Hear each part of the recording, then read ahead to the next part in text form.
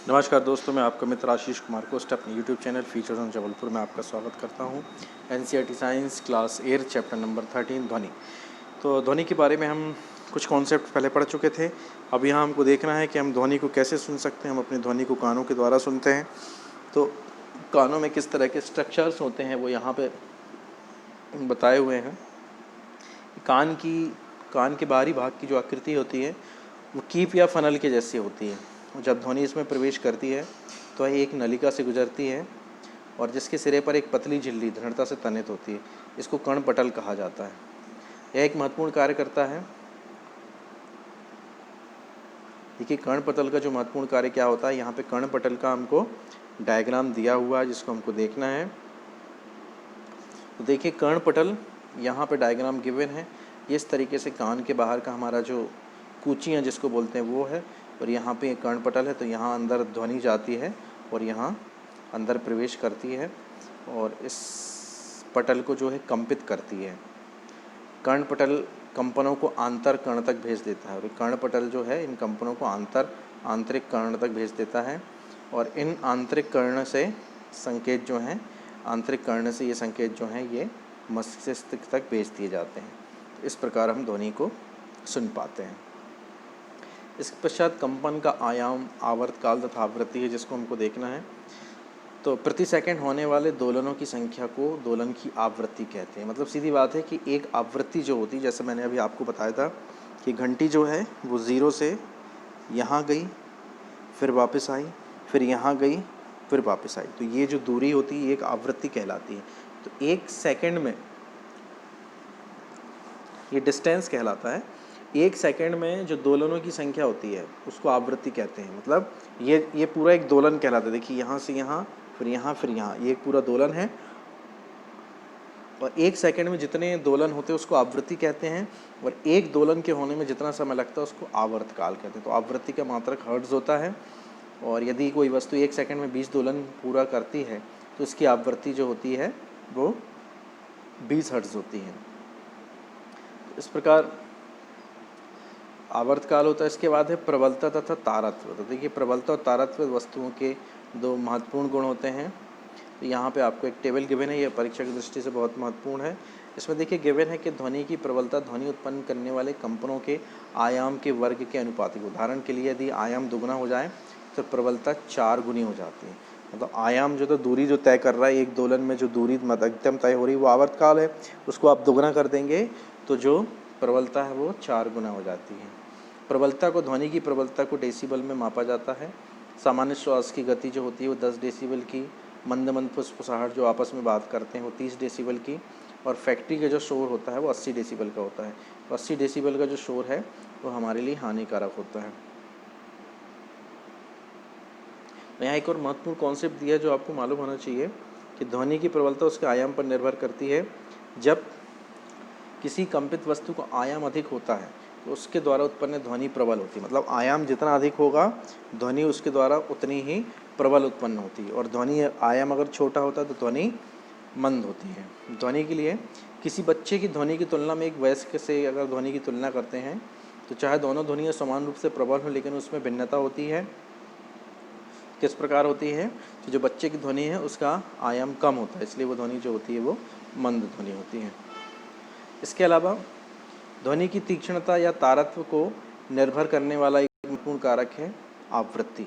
मतलब जितनी ज़्यादा आवृत्ति, जितने ज़्यादा दोलन होंगे वो ध्वनि उतनी ही ज़्यादा तीक्ष्ण या तारत्व वाली होगी। जैसे एक मच्छर की भनभनाहट जो होती है वो शेर की दहाड़ से ज़्यादा तारत्व वाली होती है क्योंकि उसमें आवृत्ति अधिक होती है। जैसे यहाँ पे एक एग्जाम्पल हमको दिया हुआ है, ये ढोल बजाने में जो आवृत्ति उत्पन्न हो रही है वो इस तरह से उत्पन्न हो रही है, और सीटी बजाने में जो आवृत्ति हो रही है वो इस तरीके से हो रही है। देखिए ढोल बजाने की आवृत्ति यहाँ है और सीटी बजाने की आवृत्ति यहाँ। तो ज़्यादा आवृत्ति किसकी है? सीटी बजाने की आवृत्ति ज़्यादा है, तो इसका तारत्व जो है वो ज़्यादा हो जाएगा, और ढोल की जो है आवृत्ति ये है तो इसका तारत्व कम हो जाएगा। इसके पश्चात ढोल मंद आवृत्ति से कंपित होता है और यह कम तारत्व की ध्वनि उत्पन्न करता है। मतलब मंद आवृत्ति और कम तारत्व। और दूसरी ओर सीटी जो है उसकी आवृत्ति अधिक होती है इसलिए अधिक तारत्व की ध्वनि उत्पन्न करती है। पक्षी अधिक तारत्व की ध्वनि उत्पन्न करता है, जबकि शेर जो होता है वो पक्षी का तारत्व अधिक होता है जबकि शेर का तारत्व मंद होता है। जबकि शेर की आवाज़ जो है प्रबल होती है लेकिन उसका तारत्व जो है वो कम होता है। इसके पश्चात है श्रव्य तथा अश्रव्य ध्वनि। तो देखिए ध्वनि की तीव्रता के आधार पर उसको 3 भागों में बांटा गया है। पहला है अश्रव्य ध्वनियाँ, इसमें तो आपको 2 ही दिया हुआ है। इसमें अश्रव्य ध्वनियाँ हैं, दूसरा श्रव्य ध्वनियाँ हैं, तीसरा पराश्रव्य ध्वनियाँ हैं। तो देखिए इसका जो कैरेक्टराइजेशन हुआ है ये 20 से 20 हर्ट्ज़ की सीमा के बीच में किया गया है कि 20 हर्ट्ज़ से 20,000 हर्ट्ज़ तक की सीमा की जो ध्वनियाँ होती हैं वो आमतौर पे हम सुन लेते हैं, तो इसको श्रव्य ध्वनियाँ कहा गया है। अच्छा, 20 हर्ट्ज़ से कम जो सीमा वाली ध्वनियाँ हैं इनको अश्रव्य ध्वनि कहा गया, जिसको हम नहीं सुन सकते हैं। लेकिन 20,000 हर्ट्ज़ से अधिक जो ध्वनियाँ होती हैं उनको पराश्रव्य ध्वनि कहा जाता है। और ये ध्वनि जो है ये भी हम आमतौर पे नहीं सुन पाते हैं। और ये ध्वनि जो है कुछ विशेष पशु जैसे चमगादड़, कुत्ते, ये इन ध्वनियों को सुन सकते हैं। तो इसके पश्चात यहाँ पे आपको दिया हुआ है कुछ जंतु 20,000 हर्ट्ज़ से अधिक आवृत्ति की ध्वनि को सुन सकते हैं। कुत्तों में यह क्षमता है। पुलिसकर्मी उच्च आवृत्ति की ध्वनि उत्पन्न करने वाली सीटियों का उपयोग कर लेते हैं जिसे कुत्ते सुन सकते हैं लेकिन मानव नहीं सुन पाते हैं। जाने माने पराश्रव्य ध्वनि उपकरण जो चिकित्सा क्षेत्र में अनेक समस्याओं के अनुसंधान निदान के लिए प्रयोग होते हैं 20,000 हर्ट्ज़ से अधिक आवृत्ति पर कार्य करते हैं। तो मानव कानों के लिए जो श्रव्य परास है, श्रव्य आवृत्ति परास जो है 20 हर्ट्ज़ से 20,000 हर्ट्ज़ के बीच में होता है। इसके पश्चात है कॉन्सेप्ट है शोर और संगीत है। तो देखिए शोर और संगीत जो होता है इसका एक बिल्कुल सिंपल सा डेफिनेशन होती है। सुस्वर ध्वनियाँ जो हैं जो निश्चित राग, लय, सुर, ताल में होती वो संगीत कहलाती हैं। जैसे तबला, हारमोनियम, बांसुरी बजाने से जो ध्वनि उत्पन्न हो जो आपको सुनने में अच्छी लगे। या इसके अलावा दूसरी चीज़ ये है कि अगर कोई व्यक्ति एक ताल में गा रहा है, ये एक ताल में बोल रहा है, या बहुत सारे लोग खड़े होकर किसी एक, जैसे हम मान लीजिए स्कूल में बच्चे जो है नेशनल एंथम गाते हैं या कोई भी गीत गाते हैं तो वो वहाँ पे सुर ताल एक सा रहता है तो वो हमको संगीत लगता है।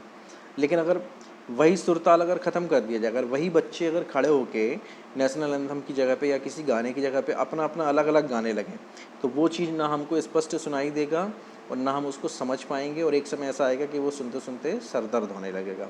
तो ये संगीत और शोर में अंतर है। तो संगीत क्या है? सुस्वर ध्वनियाँ हैं जो कानों को अच्छी लगती हैं और जो भी वाद्य यंत्र है उसके द्वारा ये सुस्वर ध्वनियाँ उत्पन्न होती हैं। या जब कोई व्यक्ति निश्चित ताल में या निश्चित राग में या निश्चित लय में जब गाता है तो वो संगीत कहलाती हैं। जबकि ताल और राग से मुक्त जो ध्वनियाँ होती हैं वो शोर कहलाती हैं। अब शोर कैसे उत्पन्न होता है, कहाँ कहाँ उत्पन्न होता है, ये सिंपल चीज़ें हैं। और शोर से हमारे को क्या क्या मनुष्यों को नुकसान पहुंचता है, तो अनिद्रा, अति तनाव, उच्च रक्तचाप, चिंता और मानसिक स्वास्थ्य जो है व्यक्तियों का खराब होता है। इसको आप बहुत अच्छे से समझ सकते हैं कि जब भी दीपावली का मौसम होता है या दीपावली का समय आता है तो आप देखिए जब पटाखों की आवाज़ आती है तो जो जीव जंतु हैं, मनुष्य तो अपना बचाव कर लेता है, हम कान में हाथ लगा लेते हैं, लेकिन जो जीव जंतु हमारे आसपास रहते हैं वो ऐसा नहीं कर पाते हैं। कुत्ते या बिल्लियाँ जो इनका व्यवहार जो परिवर्तित हो जाता है, वो बहुत ज़्यादा असहाय और असहज महसूस होते हैं। उसका कारण यही होता है कि ध्वनि प्रदूषण होता है, उस कारण से उनको मानसिक रूप से वो प्रताड़ित हो जाते हैं। तो अब इसके बाद शोर को कम करने के उपाय क्या हैं? तो देखिए शोर करने को कम करने के उपाय ये हैं कि जहाँ पे भी शोर उत्पन्न होता है वहाँ पे रव शामक युक्तियाँ, साइलेंसर जिसको बोला जाता है, वो निकाला जाता है। ऐसे गाड़ियों में भी इंजन में आवाज़ काफ़ी होती है, उसमें साइलेंसर लगा होता है। जितने भी 4 व्हीलर 2 व्हीलर हैं उसमें इंजनों में आवाज़ होती है, उसमें साइलेंसर लगा होता है। अब आवाज़ कितनी अधिक होती है देखने के लिए आप किसी साइलेंसर को थोड़ा सा ढीला कर सकते हैं। अगर कोई भी बाइक आपके पास है उसके साइलेंसर को आप थोड़ा सा ढीला कर दीजिए तो आपको तुरंत मालूम चल जाएगा कि वो एक्चुअल में इंजन की आवाज़ कैसी होती है। तो ये रव शामक युक्तियाँ कहलाती हैं। इसके अलावा भी शोर को रोका जा सकता है। जो शोर करने वाली जो मशीनें हैं या शोर करने वाली जो युक्तियाँ हैं उनके लिए अपेक्षित साइलेंसर का प्रयोग किया जाए। और ऐसे स्थान जो हैं वो जहाँ पे शोर उत्पन्न होता है, ऐसे उद्योगों को या ऐसे इकाइयों को सामान्यतः बस्तियों से दूर रखना चाहिए जिसमें कि लोग तक प्रभाव कम पड़े। और सड़कों एवं भवनों पर पेड़ लगाना चाहिए क्योंकि पेड़ भी जो है शोर को ख़त्म करते हैं। तो इस तरीके से शोर से बचा जा सकता है। इसके अलावा श्रवण क्षति है। देखिए तो श्रवण क्षति क्या है? पूर्णतः श्रवण क्षति जो कि विरले ही होती है, प्रायः जन्म से होती है। आंशिक अशक्तता सामान्यतः किसी बीमारी, चोट या उम्र के कारण हो सकती है। कठिन श्रवण शक्ति वाले बच्चे को विशेष देखभाल की आवश्यकता होती है, लेकिन वर्तमान समय में टेक्नोलॉजी में इतने चेंजेस आ गए हैं कि श्रवण क्षति वाले व्यक्ति को भी मशीनों के द्वारा आसानी से सुनाया जा सकता है। तो इस चैप्टर में इतना ही, 2 पार्ट्स में ये चैप्टर था। तो मैं समझता हूँ कि आपको सारे कॉन्सेप्ट समझ में आए होंगे, और इसलिए आप मेरे चैनल को लाइक और सब्सक्राइब कीजिए। बहुत बहुत धन्यवाद।